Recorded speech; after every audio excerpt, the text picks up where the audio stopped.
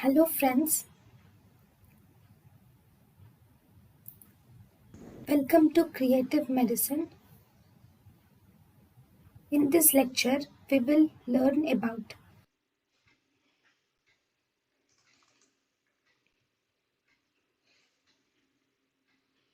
Okay. Now, indications of okay. Then we have radical mastectomy. In the radical mastectomy, so what are the indications of radical mastectomy? Okay. Indications of radical mastectomy are there is large bulky tumor is seen involving the pectoralis major muscle or fascia. There is a large bulky tumor is seen involving the pectoralis muscle or fascia. There is bulky axillary lymph node involvement is seen, and there is if there is grossly involved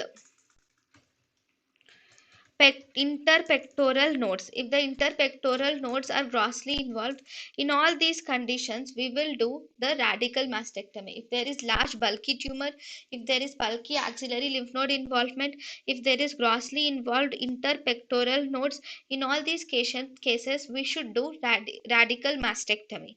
Now, what are the contraindications of radical mastectomy? Radical mastectomy is contraindicated if the tumor is not palpable. In non-palpable or small tumor, we can do a breast conservative surgery instead of radical mastectomy.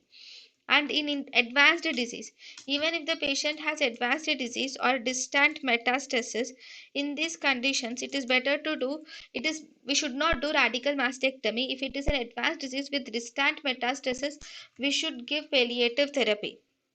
Then, if the patient wants reconstructive surgery, in reconstructive surgery, obviously, we cannot do radical mastectomy. Need of improved cosmetic results.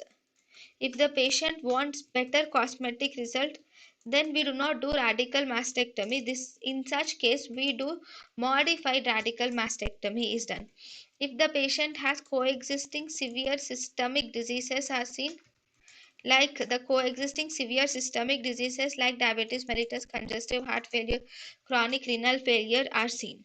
In these cases, these are the contraindications of radical mastectomy. thank you and thank you for watching.